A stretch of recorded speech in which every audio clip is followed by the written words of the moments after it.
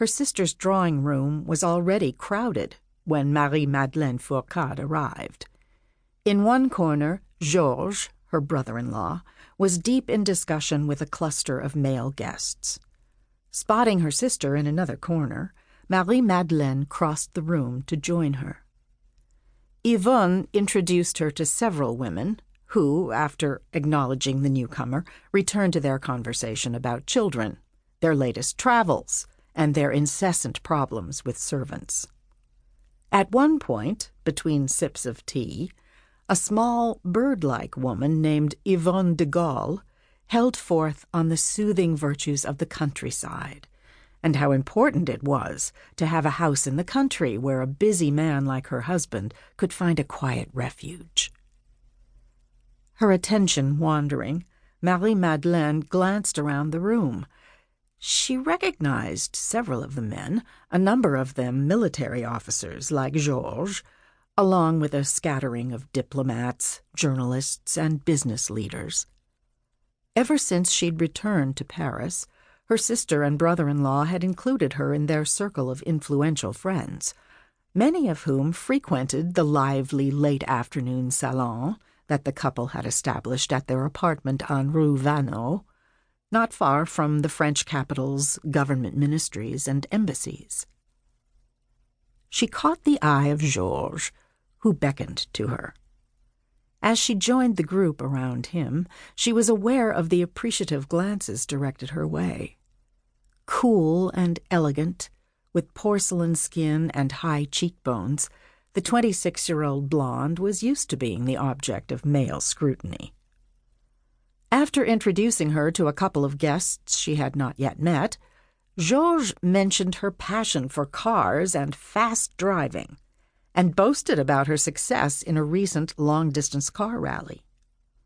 For a minute or two, she and the others debated the merits of various cars, including the speedy model she owned, a Citroën Traction Avant. But the conversation soon returned to the subject that had preoccupied the men from the moment they had arrived that afternoon: Nazi Germany's shocking occupation of the demilitarized Rhineland just a few weeks before.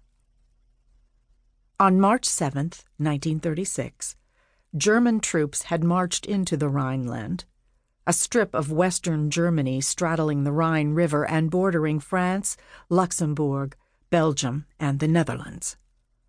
After Germany's defeat in World War I, the area had been declared a buffer zone, and a ban had been imposed on any installation there of German forces or fortifications.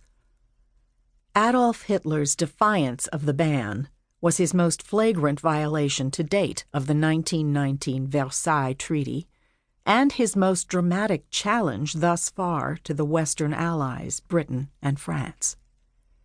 If either country had responded with force, Hitler's troops, as he later acknowledged, would have retreated immediately.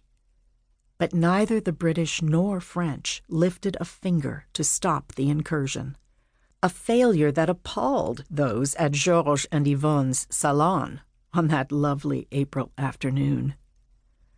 Several of the guests were Army intelligence officers who, for the last 3 years, had been providing information to the French government detailing Hitler's mounting preparations for war. Indeed, in the past few months, they had passed on advance intelligence of the Rhineland incursion itself. To all these warnings, government officials and the top military command had paid little heed. The top brass were equally indifferent to increasingly urgent calls by some of their underlings for the modernization and reform of the French military. As one observer later put it, the minds of the French generals had ground to a halt and were already thickly coated with rust.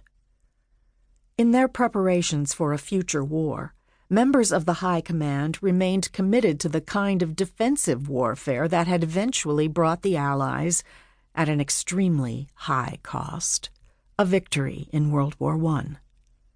They paid little or no attention to the swift technological advances in the development of such offensive weapons as planes and tanks.